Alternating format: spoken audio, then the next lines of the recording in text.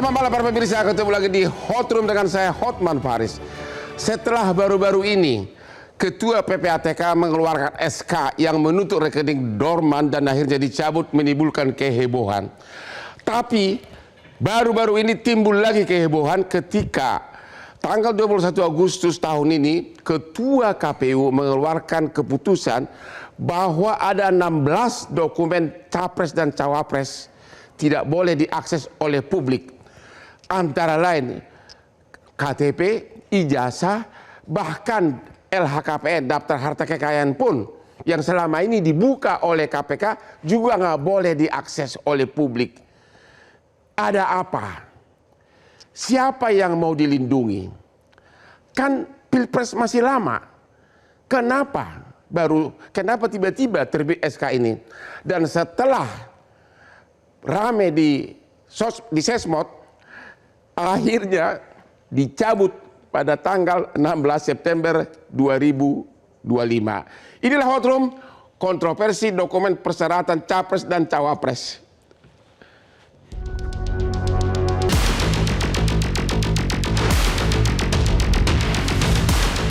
Polemik kembali mencuat menjelang kontestasi politik. Kali ini, aturan soal dokumen rahasia Capres-Cawapres menjadi sorotan publik. Sejumlah pihak menilai, kewajiban membuka dokumen tertentu justru berpotensi menimbulkan kontroversi. Dari mulai laporan harta kekayaan, rekam jejak hukum, hingga potensi adanya dokumen intelijen yang menyangkut keamanan negara.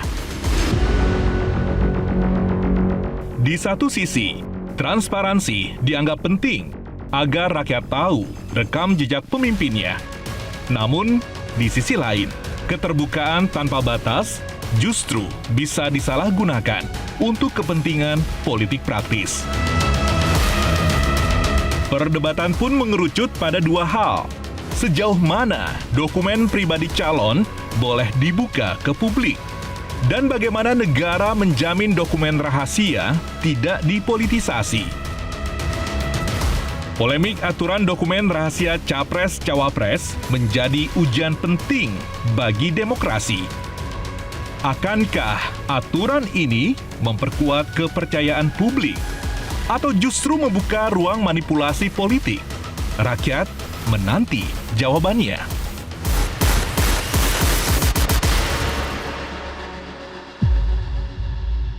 Kopi itu senjata rahasia saya. Kalau saya minum kopi, saya jadi pintar. Kalau presiden sudah mengatakan begitu, apa pendapat Anda? Karena Hotman juga penikmat kopi luwak hitam premium. Itulah yang membuat gua pintar dan sukses sekarang ini. Jadi saya sama dengan Prabowo. Kopi luwak hitam premium aman di lambung. Pak Arief Budiman, ini SK KPU tanggal 21 Agustus. Bapak bisa terangkan isinya dan apakah ada logika hukumnya atau dasar hukumnya? SK 731 itu kalau saya baca di bagian lampirannya, itu sebetulnya respon terhadap permintaan informasi dari seseorang. Jadi kalau nggak salah namanya Pak Komarudin, kalau nggak salah. Pengacara. Lalu KPU untuk merespon sebelum memberikan dokumen, dia melakukan uji konsekuensi. Jadi ada timnya, tim DPID melakukan uji konsekuensi dan kesimpulannya adalah 16 item yang itu menjadi persyaratan ketika pasangan calon presiden dan wakil presiden mendaftar ke KPU itu dinyatakan dokumen yang dikecualikan. Ya artinya tidak bisa diakses oleh publik. Antara lain ijazah, KTP, surat keterangan dari pengadilan bahwa dia sudah tidak bebas pidana, hampir semua data surat pribadi, kesehatan, calon pimpinan negara nggak boleh diakses gitu. Menurut SK itu ya. Terus? Tapi kalau dulu pengalaman saya menyelenggarakan Pilpres 2014 dan 2019, data itu kita sediakan dapat diakses oleh publik. Nah, dengan adanya Undang-Undang Perlindungan Data Pribadi itu, memang beberapa item itu kita tutup, kita lindungi supaya hak pribadi seseorang juga terlindungi juga. Oke. Misalnya hasil pemeriksaan kesehatan, itu yang ditampilkan kan hasil yang menyatakan dia memenuhi syarat atau tidak. Ya. Tapi rekam medisnya, jantungnya gimana, ginjalnya gimana, parunya gimana, itu tidak kita tampilkan. Kasih contoh, ijazah gimana? Ijazah itu yang ditampilkan ya ijazahnya saja. Tetapi di balik ijazah itu kan ada bahasa Inggris dapat berapa, matematika dapat berapa, itu tidak ditampilkan. Tapi dengan SK yang baru total nggak boleh? Tidak boleh, tidak bisa sama diakses. Sekali nggak boleh lihat. Tidak bisa dasar diakses. Hukumnya apa SK KPU ini? Dan kenapa sekarang Pilpres masih lama? Kalau mengikuti prosedurnya, maka yang dijadikan dasar oleh teman-teman KPU itu ya hasil rapat uji konsekuensi oleh tim itu. Dari segi hukum, landasan hukumnya ada nggak? Misalnya laporan harta kekayaan, itu kan oleh KPK malah dibuka ke publik. Kok ini nggak boleh? Nah, ini berarti ada regulasi yang bertentangan. Iya, maksud Bapak SK ini bertentangan dengan undang-undang? Siapa yang salah? Dia bertentangan dengan undang-undang yang lain. Misalnya KPK misalnya, dia membuka itu. Tetapi di Undang-Undang Keterbukaan Informasi Publik, Perlindungan Data Pribadi, ini malah tidak bisa dibuka. Ya. Karena ya sudah dilakukan juga uji konsekuensi gitu loh. Ya. Jadi dari Bapak sebagai mantan Ketua KPU, apakah SK ini sebelum dicabut memang ada landasan hukumnya atau tidak? Dan kenapa segampang itu dicabut? Jadi gini, prosedurnya sudah dia lalui. Ya, dengan melakukan uji konsekuensi. Ya. Kesimpulan uji konsekuensi itulah yang dijadikan dasar untuk membuat SK, untuk membuat keputusan. Di mana salahnya melihat ijazah orang? Apalagi calon pimpinan negeri. Nah, itu mesti dikonfirmasi kepada KPU yang sekarang gitu ya. Ya. Kok bisa semua ditutup gitu loh. Bahkan ketika mereka membuat konferensi pers menyatakan bahwa SK itu batal, saya juga punya pertanyaan. Loh, ketika kamu menetapkan keputusan itu melalui uji konsekuensi. Ya. Mestinya untuk menyatakan dokumen-dokumen itu bisa dibuka atau tidak, itu ada uji konsekuensinya lagi. Gitu. Ya. Nah, ini kan tidak dilakukan. Saya nggak tahu ya, karena di dalam konferensi pers itu tidak diceritakan apa yang sudah dilakukan sehingga mereka mencabut atau membatalkan keputusan itu. Oke, Pak DPR, apakah Bapak kan membawahi Komisi Pak membawahi KPU, apakah DPR tahu tentang ini dan apakah setuju? Secara normatif kan Komisi 2 DPR RI itu memiliki dua fungsi legislasi terkait kepemiluan. Ya. Satu, membahas rancangan undang-undang menjadi undang-undang di bidang kepemiluan. Yang kedua, kami menerima konsultasi atau membahas seluruh rancangan peraturan KPU. Ya. Untuk ditetapkan rancangan PKPU. Termasuk ini? Bukan. Untuk menjadi peraturan KPU. Oke. Nah, yang dipilih oleh KPU hari ini itu bukan peraturan KPU. Ya. Tetapi keputusan Komisi Pemilihan Umum. Itu tidak masuk kewenangan DPR. Tidak masuk dalam domain itu. Nah, yang menjadi pertanyaan kalau kita orang hukum, kenapa kok pilihannya itu bukan peraturan KPU, tapi kemudian keputusan KPU? Dari segi substansi harusnya apa? Dari sisi substansi harusnya peraturan, karena ini mengatur. Kalau keputusan itu memutuskan satu objek yang bersifat konkret. Berarti mau menghindari DPR? Itu menjadi pertanyaan bagi Komisi 2. Menurut DPR? Itu menjadi pertanyaan bagi Komisi 2 dan kami sebetulnya ingin memanggil KPU Republik Indonesia pada Senin yang akan datang. Tetapi kemudian mereka terlanjur membatalkan keputusan KPU nomor 731 tahun 2025. Apakah tidak dipanggil juga? Segampang itu mencabut? Kami akan tetap mendalami, melakukan klarifikasi. Yang kedua yang akan kami klarifikasi adalah kenapa keputusan ini atau dasar aturan ini dikeluarkan di tengah tidak ada lagi tahapan terkait dengan pemilihan presiden. Ya. Normally seluruh ketentuan peraturan terkait dengan tahapan pemilu itu diajukan beberapa saat sebelum tahapan itu dilakukan. Jadi misalnya ini tahapan pendaftaran capres-cawapres. Dulu zaman Mas Arief, 2-3 bulan sebelumnya rancangannya dimasukkan ke Komisi 2, lalu kemudian kita bahas, kita sahkan. Ini kan masih matahari baru terbit dari timur, masih jauh sekali baru ke ufuk barat. Jadi ini ada dua hal, substansi dasar aturan yang digunakan, yang ketiga adalah momentum yang kurang tepat. Dan momentum yang kurang tepat ini di tengah arus publik yang menginginkan seluruh kementerian lembaga negara termasuk DPR di dalamnya itu semakin terbuka, semakin accountable. Nah, pemilu kita itu kan harusnya adalah satu pemilu yang bukan hanya demokratis dalam saat pelaksanaannya, tetapi juga demokratis dalam konteks penyusunan proses, termasuk penyusunan regulasi yang ada di dalamnya. Jadi Bapak melihat di sini logika hukumnya nggak nyambung. Logika hukumnya sangat kacau. Kalau begitu motivasinya apa? Mau melindungi seseorang atau apa? Analisa. Saya sebagai Ketua Komisi 2 DPR RI yang bermitra dengan KPU Republik Indonesia, karena kami belum bisa memanggil resmi karena jadwal masing-masing sudah terjadwal, saya langsung telepon beberapa pimpinan KPU RI. Terus jawabannya? Mereka menyatakan bahwa keputusan KPU nomor 731 tahun 2025 ini muncul karena beberapa waktu terakhir banyak sekali surat yang muncul ke KPU RI meminta adanya salinan ijazah atau ijazah terkait dengan capres-cawapres. Saya bilang kalau itu Anda cukup jawab. Tidak.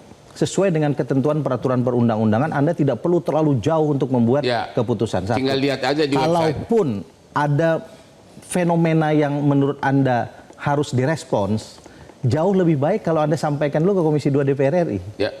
Nah, karena di Komisi 2 rapat dengan KPU itu selalu kita bikin terbuka.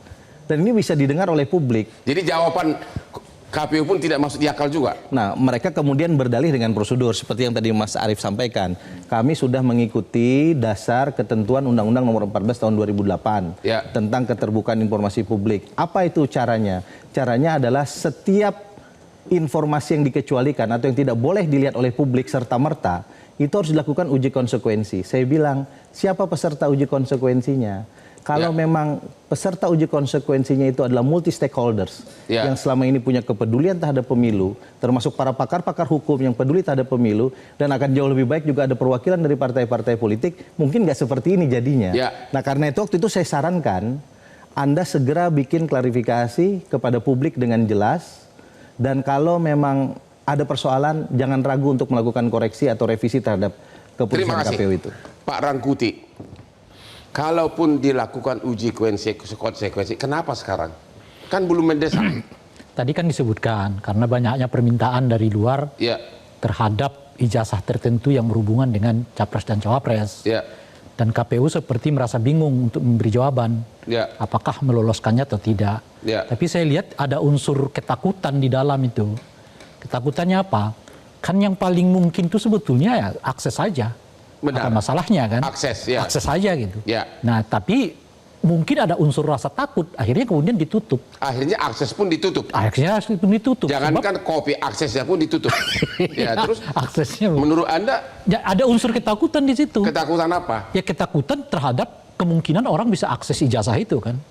Jadi yang ditakutkan ijazah siapa? Ya kita nggak tahu. Tadi kan saya nggak tahu. Tadi kan saya ngikutin logika cerita dari Bung Rifki kan.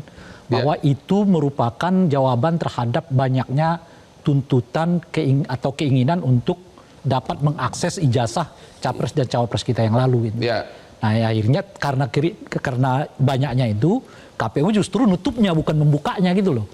Nah mestinya kan KPU sebagai institusi independen yang salah satu kewajiban dia itu menjadikan pemilu jujur dan adil, transparan, akuntabel dan partisipatif, justru mengabaikan prinsip-prinsip ini ketika ia menutupnya gitu.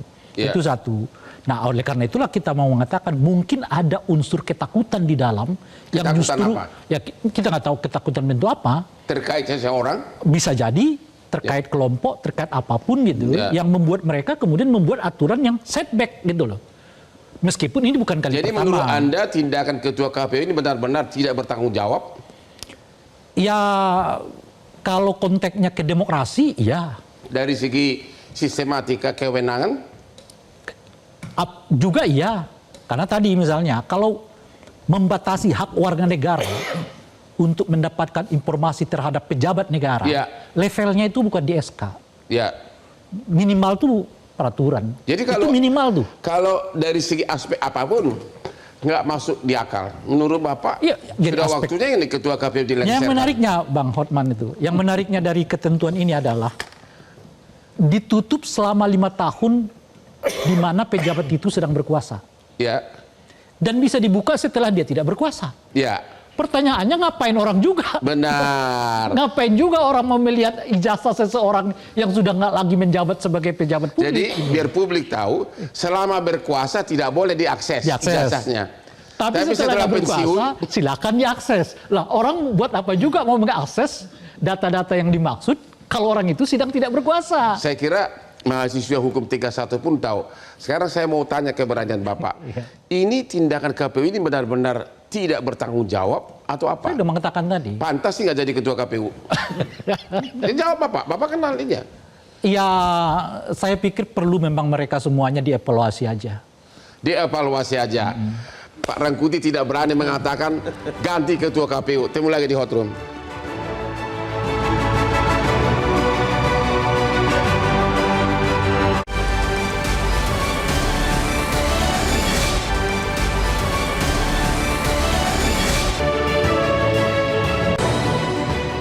Temu lagi di Hot Room.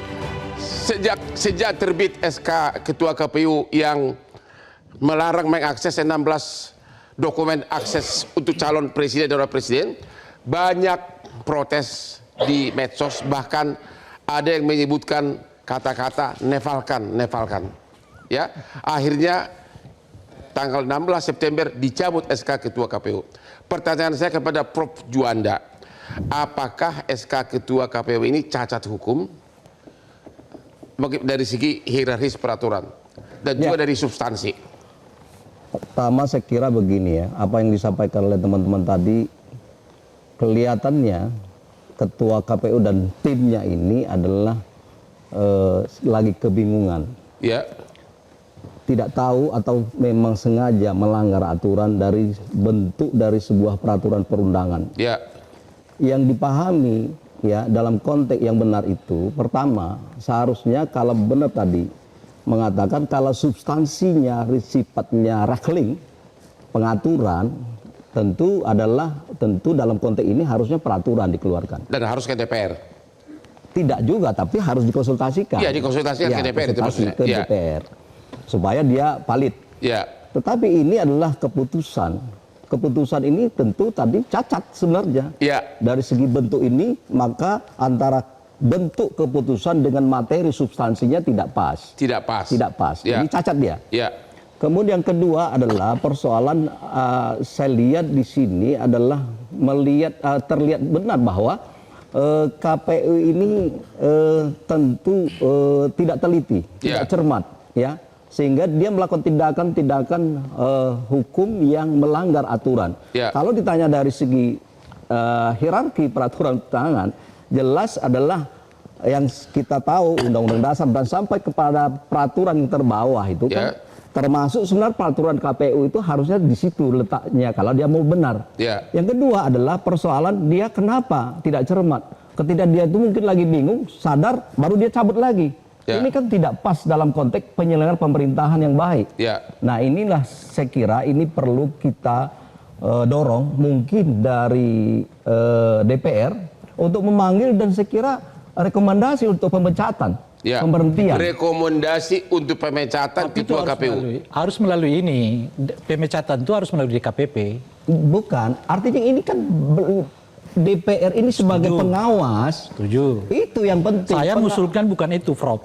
Saya lebih mengusulkan agar ada evaluasi total terhadap penyelenggara pemilu ini. Baik KPU, tapi kan satu-satu dulu. Karena menurut saya kedua-duanya nggak terlalu cakap dalam konteks mengawal Pilpres dan Pilkada 2004 yang lalu. Jadi bukan hanya KPU, tapi juga soal Bawaslu. Tapi kita fokus dulu ke sini. Fokus dulu ke sini. Jadi menurut Bapak rekomendasi yang tepat adalah SK KPU ini cacat. Dan berarti ketuanya tidak layak. Dan harus Bapak rekomendasi agar saya kira begini gitu. Kita harus objektif melihat dari sisi yang komprehensif. Sebenarnya bukan hanya ketuanya yang perlu dievaluasi, tapi seluruh anggota ini bertanggung jawab. Dia kan kolektif kolegial nih. Dan ditandatangan bersama nih saya lihat. Makanya itu yang saya katakan tidak hanya fokus pada ketuanya saja.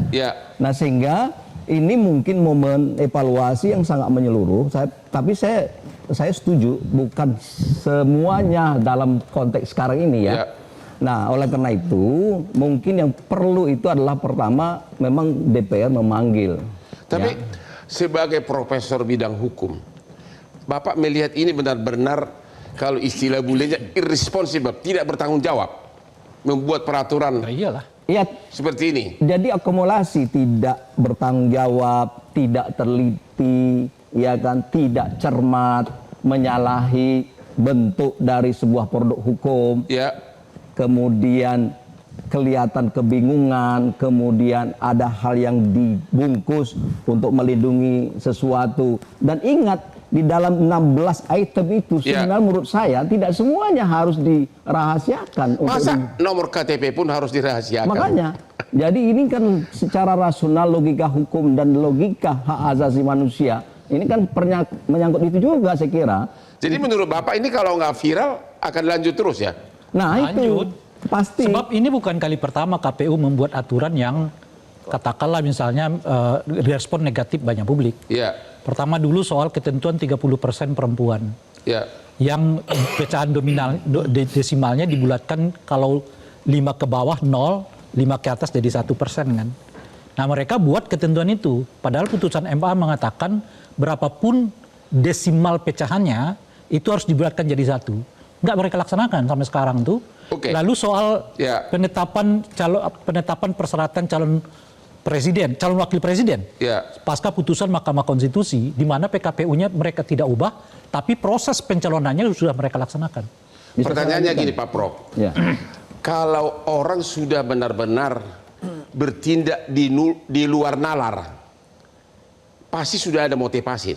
Ya, logikanya begitu. Kita ini sebagai ahli hukum, kalau orang normal aja nggak melihat ada logikanya seorang calon presiden nomor kopi KTP-nya pun nggak bisa dilihat. Makanya saya tanya kepada Prof nih, kalau orang sudah mengeluarkan produk di luar nalar hukum, di luar rasio, berarti ada mau melindungi seseorang? Coba Anda di situ. Jadi begini ya, ini kelihatannya memang kadang-kadang sebuah peraturan atau materi hukum, produk hukum itu pasti ada yang perlu dilindungi. Pasti.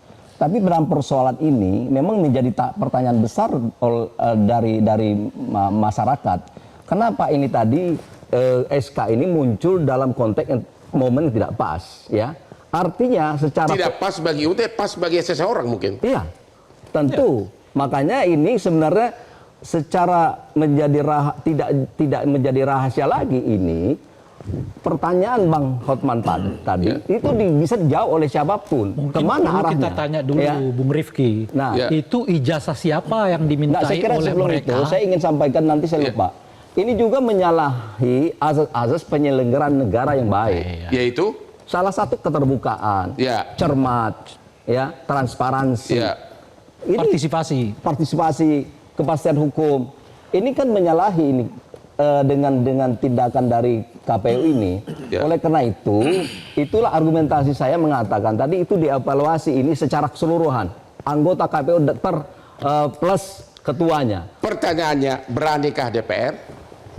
Kalau evaluasi, kami selalu melakukan evaluasi. Ya, dan khusus untuk dengan ini. Adanya dugaan pelanggaran berat ini, kita anggap ini pelanggaran ya. Apakah berani DPR merekomendasikan menjatuhkan sanksi? Ya sebagai ketua merekomendasikan atau minimum kasih masukan. Ini saya jawab apa enggak nih? Ya silakan. Sebagai ketua Komisi 2 DPR RI, di tempat saya kan ada 8 fraksi, Bang Hotman. Tentu kami nanti akan mengagendakan memanggil mereka, itu pasti.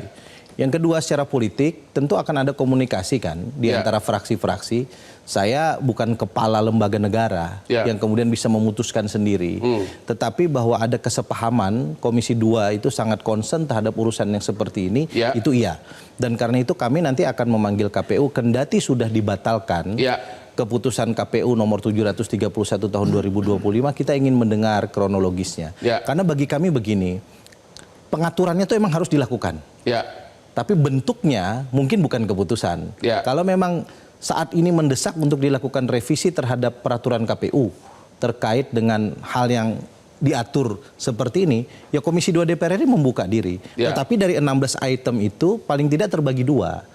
Ada yang memang bisa dipublish, ada yang tidak bisa dipublish. Tadi kita sepakat yang tidak bisa dipublish misalnya riwayat kesehatan. Kalau ijazah? Ijazah menurut saya oke, nggak ada masalah.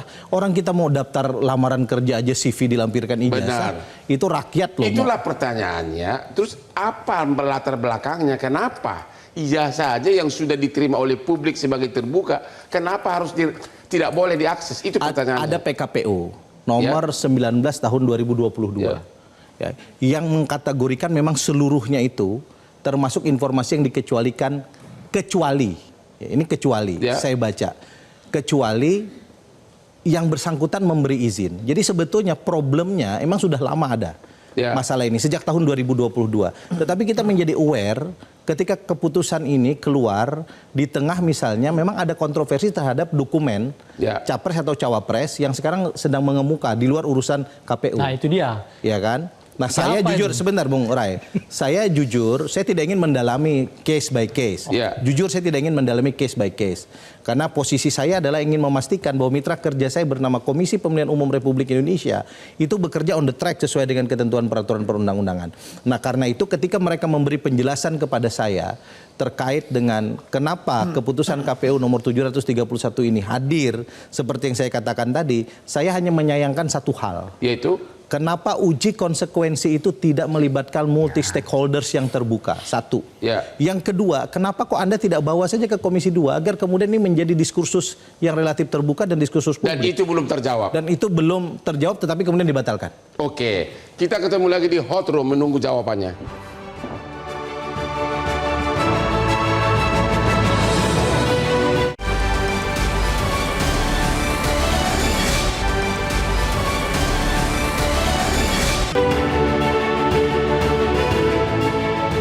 Lagi di hot room, Presiden Prabowo mengatakan dia pintar karena minum kopi. Kalau Hotman kuat kerja karena minum kopi luwak hitam premium. Believe me or not, saya kerja tadi pagi jam 3 subuh. Dan hari ini masih kerja sudah menjelang tengah malam. Itulah khasiat kopi luwak hitam premium. Tetap segar kan, aman di lambung. Pak mantan ketua KPU, bagaimana KPU mengecek keaslian persyaratan dari calon presiden dan wakil presiden? Misalnya ijazah, apakah KPU melakukan verifikasi ke universitasnya? Iya, jadi ketika peserta pemilu datang ke kita, kalau pemilu presiden berarti capres dan cawapres, seluruh dokumennya kita verifikasi. Ke siapa? Untuk ijazah, itu kita minta mereka menyerahkan ijazah, fotokopi ijazah yang telah dilegalisir. Jadi kalau dia alumni Universitas A, maka di situ akan terstem legalisir dari Universitas A. Jadi tidak pernah akses verifikasi langsung ke universitasnya? Dalam hal kami ragu-ragu dengan dokumen tersebut, maka kami lakukan verifikasi faktual. Pernah nggak dilakukan itu? Kami lakukan. Kasus yang mana? Presiden yang mana? Kalau waktu pencalon pilpres kapan? Seingat saya kalau pencalonan pilpres kami tidak ragu dengan dokumen-dokumen yang diserahkan. Jadi belum pernah dilakukan? Verifikasi dilakukan. Nggak, verifikasi ke kan ada universitas dua. belum pernah dilakukan? Verifikasi saya tidak mengingat ya, karena tim verifikasi itu kan ada tersendiri. Teman-teman gitu. Tapi dalam hal kita tidak yakin atau mengalami keraguan-raguan atau ada masukan dari masyarakat, maka kami melakukan verifikasi faktual. Jadi dua tahapan verifikasi kita lakukan. Pertama verifikasi administrasi, kedua adalah verifikasi faktual. Kalau tidak ada keraguan-raguan, kenapa harus dirahasiakan? Di era kami tidak kami rahasiakan. Kami punya sistem informasi namanya Silon, Sistem Informasi Calon. Seluruh dokumen yang diserahkan kepada kita itu kita pampangkan, termasuk dokumen ketika pileg. Itu kan ada puluhan ribu kandidat tuh, kita tampilkan. Nah, seperti disampaikan oleh Ketua Komisi 2 tadi, memang ada dokumen yang tidak harus atau tidak boleh untuk ditampilkan, kecuali ada persetujuan dari yang bersangkutan. Ya. Nah, kami di dalam formulir itu kami cantumkan apakah Anda bersedia ditampilkan atau tidak. Ya. Nah, pada saat itu semuanya menyatakan bersedia untuk ditampilkan. Jadi sebetulnya justru mereka tertolong gitu ya, karena KPU mempublikasikan profil dirinya, gitu loh. Ini pendidikannya luar biasa. Oh, ini aktivitasnya luar biasa. Itu dicantumkan semua dan kita publikasikan gitu. Oh, begitu. Itulah makanya visi misinya. Gimana Pak Rek? Itulah makanya mengapa ini harus dibuka soal ijazah misalnya. Ya. Bagaimana kita tahu bahwa ijazah itu asli? Ya. Boleh jadi KPU-nya tidak terlalu peduli. KPU baru peduli kalau juga ada masukan dari masyarakat. Tapi bagaimana masyarakat mengetahui bahwa ini asli atau tidak kalau mereka nggak pernah melihat ijazahnya? Ya. Nah, oleh karena itulah menurut saya ijazah itu bukan dokumen yang dikucilkan, bahkan dokumen yang wajib dibuka kepada publik. Sama seperti LHKPN. LHKPN itu bahkan ketika dibuka pun kita tahu itu kadang-kadang nggak jujur kok mereka membuat LHKPN itu. Masa ada calon presiden misalnya gitu ya, kekayaannya cuma segitu, kita tahu apa yang dilakukannya tiap hari macam-macam dan sebagainya. Ini pun mau ditutup oleh KPU. Pak Juanda, Bapak sebagai ahli hukum, KPK malah mengumumkan LHKPN, benar kan? Ya. Kok di sini malah dikatakan nggak boleh lihatnya, malah di sini dokumennya tertutup di KPU, kan bertentangan itu. Gimana menurut Bapak? Ya, tadi saya melanjutkan, itu kan memang dalam konteks negara hukum ini ada 2 dan 3 sebenar pedoman. Pertama, seorang pejabat atau lembaga negara itu mempedomani peraturan perundang-undangan. Itu satu. Yang kedua, azas-azas penyelenggaraan pemerintahan yang baik. Yang ketiga tentu di situ adalah etika yang perlu dikedepankan. Nah, dari 3 hal tadi, saya melihat 2 dan 3 ini semuanya sudah dilanggar oleh KPU. Nah, kenapa saya katakan seharusnya barang yang seperti yang dikatakan Bang Roy tadi, hal-hal memang tadi sudah ada 2 hal, ada yang memang bisa dibuka, ada yang memang sudah tidak dibuka, memang sudah hak publik itu. Nah, oleh karena itu saya kira ini sangat janggal saya lihat dari tindakan ini. Yang paling saya aneh itu setelah di SK-kan kemudian langsung dibatalkan. Nah, ini kan tidak cermat. Publik. Iya. Oleh karena saya kira ya ini adalah hal yang sangat perlu kita pertanyakan kepada mereka yang ada di situ. Ya, ada apa sebenarnya? Apakah tidak memahami soal-soal apa ini adalah kepentingan publik atau ini adalah rahasia? Satu. Yang kedua adalah kelihatan sekali orang hukum atau apa di sana tidak bekerja dengan baik. Saya mengatakan tidak bekerja dengan baik atau sengaja melanggar. Iya, saya masih berpikir positif, tidak bekerja dengan baik. Kan kita punya prinsip, kalau sudah terlalu keluar dari nalar yang normal, must be something wrong. Pasti ada background. Menurut Bapak gimana? Iya, makanya saya masih berpikir begini. Ada sebuah dugaan saya bahwa bisa jadi begitu besar tadi, saya melanjut ke begitu besar pengaruh kekuatan yang dahsyat yang tidak bisa kita sebutkan dalam konteks konkret, tapi ada pengaruh-pengaruh luar sehingga orang hukum di situ tidak bisa bekerja dengan baik karena lebih besar kepentingan kekuasaan yang mempengaruhi dari keputusan itu daripada orang berpikir secara hukum. Misalnya, mungkin saja orang hukum mengatakan ini Pak jangan dikeluarkan dalam bentuk keputusan. Nah, tapi bentuk ini, saya berpikir positif orang hukum di situ. Tetapi karena begitu besarnya pengaruh dari luar tadi, sehingga mereka, nggak apa-apa, silakan lanjutkan. Baru satu nih, Narsum mengatakan, dugaan ada besar pengaruh sampai nalar hukum tidak berlaku. Ya, saya berani mengatakan begitu. Sebab tidak mungkin tidak. Kita tanya dulu KPU berani nggak mengatakan itu? Coba, apakah benar? Ini pasti karena ada faktor kekuasaan mempengaruhi sampai berani Ketua KPU mengeluarkan SK yang di luar nalar. Saya nggak bisa menyimpulkan ya, tetapi kalau di zaman saya dulu, seluruh prosedur saya ikuti. Misalnya, pertama kami rapat pleno. Setelah rapat pleno, kita buat draftnya, kita hadirkan expert meeting. Lalu kita uji publik. Kalau sudah jadi draftnya lagi, barulah kita bawa ke Komisi 2 untuk dikonsultasikan. Setelah itu pun masih dilakukan considering dengan Kumham. Itu idealnya, kita udah tahu. Dan itu saya kalau lakukan itu semua. Total sudah dilanggar, tadi Bapak mengatakan sudah pasti ada faktor kekuasaan. Menurut Bapak gimana? Karena ini kan sudah di luar nalar. Sementara itu pejabat-pejabat yang benar-benar sudah berpendidikan. Menurut Bapak gimana? Idealnya Bapak benar.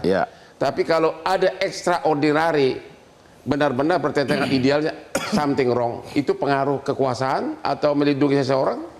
Saya tidak bisa menyimpulkan. Tapi prosedur administrasinya mereka tempuh, yaitu melakukan uji konsekuensi. Kalau gitu singkat. Saya mau Pak tambah Rey, 5. apakah itu setuju bahwa memang ada faktor melindungi seseorang? Saya kasih 5 ciri. Ya, cuma 2 menit ya. Pertama adalah mereka membuatnya tidak pada waktu yang dibutuhkan. Kedua, dibuat berdasarkan SK yang lebih gampang memang membuatnya ketimbang misalnya PKPU gitu ya, apalagi undang-undang. Yang ketiga, ini hanya berhubungan dengan capres dan cawapres, tidak dengan yang lain, tidak calon kepala daerah, tidak anggota DPR dan sebagainya. Yang keempat, poin yang mereka lindungi adalah poin justru yang dibutuhkan oleh publik. Misalnya keaslian ijazah, soal LHKPN dan sebagainya gitu ya. Yang kelima adalah soal pemberlakuannya yang terbalik. Diberlakukan justru kala pemilu orang yang sedang berkuasa dibuka kalau orangnya tidak berkuasa. Itu kan terbalik namanya. Nah, dengan 5 ini saya sudah mengatakan tadi ada unsur ketakutan di dalam yang membuat mereka membuat aturan yang seperti sekarang. Yang ketakutan itu boleh jadi disebabkan salah satunya ada pengaruh besar yang membayang-bayang. Pengaruh dari luar. Ya. Terima kasih sudah dua lagi kita masih tunggu jawaban nanti. Ketemu lagi di Hot Room.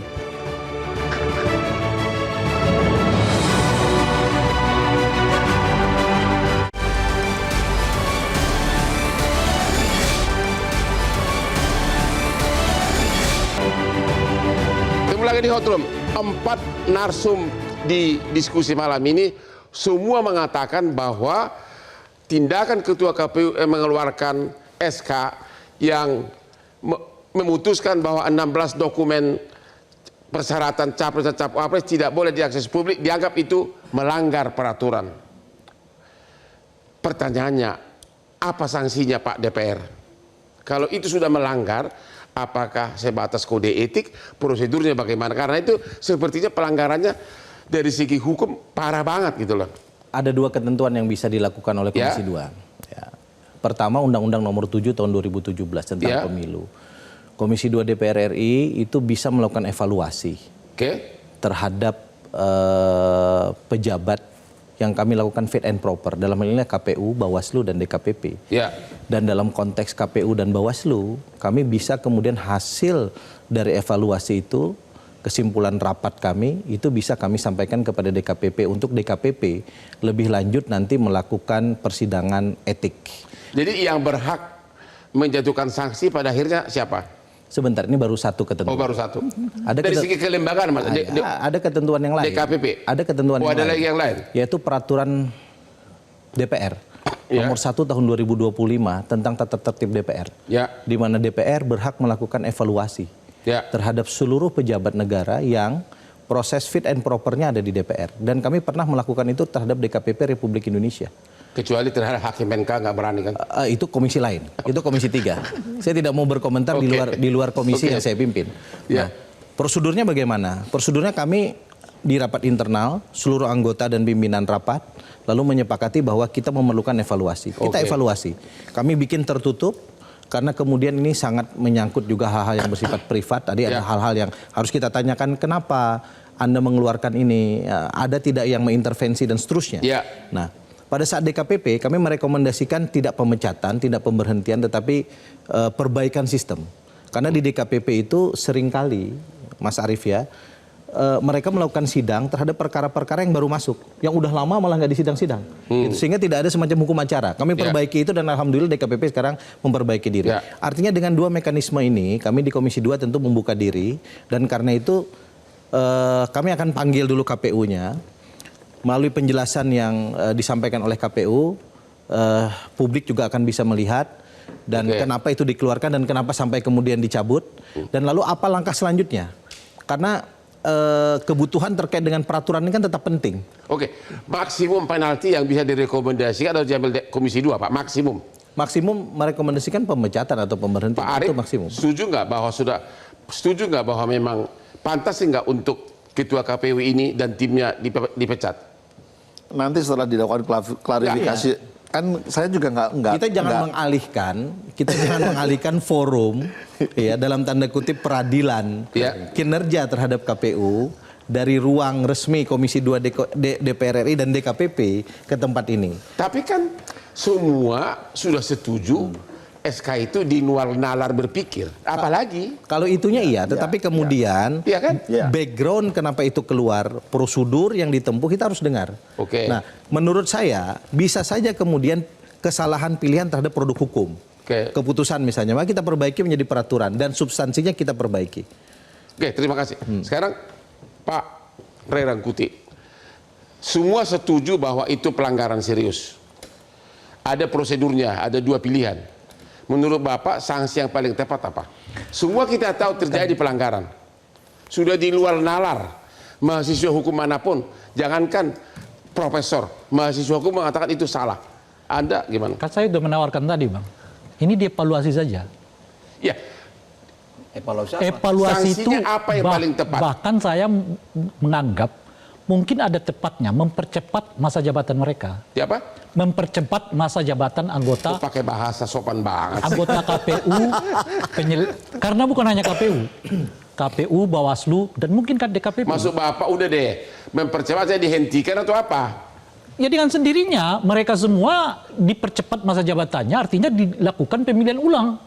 Baik terhadap anggota KPU maupun Bawaslu. Kan tidak ada istilah dipercepat, adanya adalah mundur atau dipecat, ya kan? Itu kalau terkait dengan masa jabatan mereka. Saya kan mengevaluasi keseluruhan. Itu yang saya sebut tadi, Bang. Lebih tinggi dari sekedar mengevaluasi kinerja mereka. Mengevaluasi kan harus ada kesimpulannya. Nah, itu makanya. Apa? Itu makanya dimulai dari hal-hal yang kayak begini. Evaluasinya dimulai dari Tolong deh, Bapak, jawab singkat.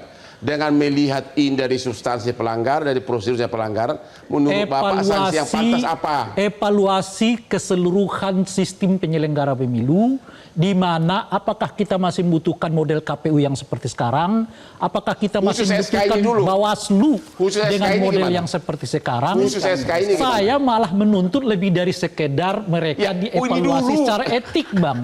Evaluasi sistemnya, saya berpikir lebih dari sekedar mereka, boleh jadi ke depannya persoalan-persoalan seperti sekarang ini bisa muncul. Oleh karena itu, evaluasi sistemnya, butuh nggak kita 5 anggota KPU? Apa nggak cukup 3? Butuh nggak Bawaslu? Apa nggak diserahkan saja kepada media sosial dan sebagainya? Pak Juanda, Prof. Juanda, kita tolong fokus ke ini. Bapak sudah mengatakan dari segi substansi salah, dari segi prosedur salah. Kalau udah begini pejabat, sanksi yang tepat apa? Ya, kan sudah. Minta mundur atau berhenti, pecat. Saya tidak hanya melihat dari hanya kasus ini sebenarnya. Saya tahu catatan-catatan yang sebelumnya, tidak perlu saya buka di sini. Memang banyak hal di KPU itu saya lihat tidak lagi berpengaruh pada peraturan perundangan. Ada sesuatu, tapi tidak perlu saya buka. Sekarang oleh karena itu, kita sudah waktu mau habis, khusus SK ini yang tidak boleh mengakses 16 dokumen calon persyaratan capres dan cawapres. Menurut Bapak, ada yang mengatakan formalnya salah, substansi salah. Sanksi yang tepat apa sebenarnya? Nanti direkomendasikan oleh para wakil rakyat ini. Menurut saya, Profesor Universitas. Satu, kita evaluasi. Yang kedua, hasil dari evaluasi itu memang melalui, kita tidak bisa langsung, tapi melalui prosedur yang menurut saya tentu lembaga yang berwenang di samping evaluasi dari DPR terus ke DKPP, maka menurut saya lebih tepat ini memang diberi sanksi pemecatan.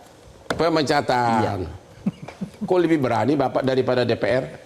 Oh, beda. Ini kan orang Bang Hotbadi sedang benar dengan kata pemecatan gitu loh.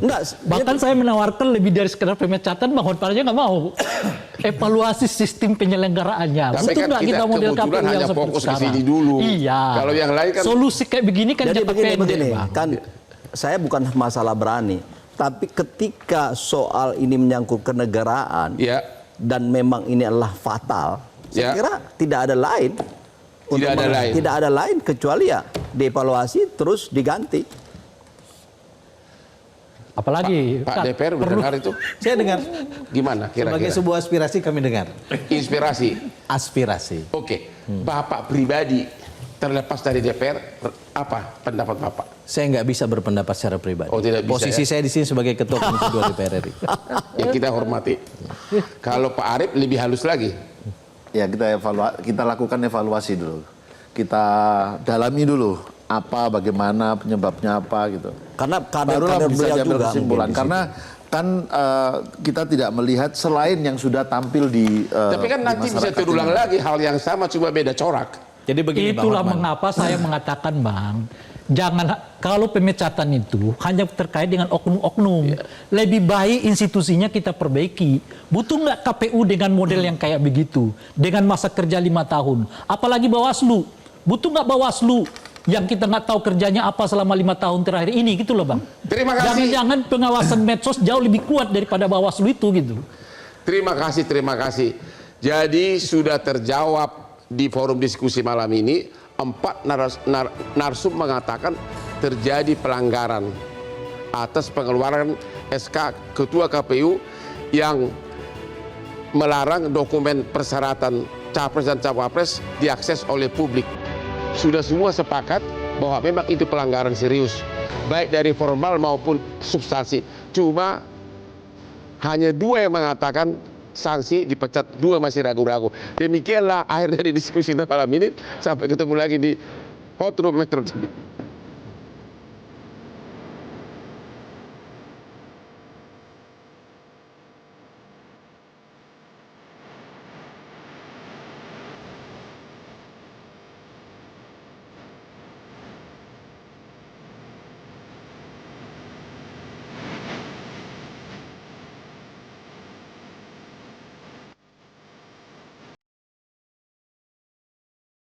Metro TV.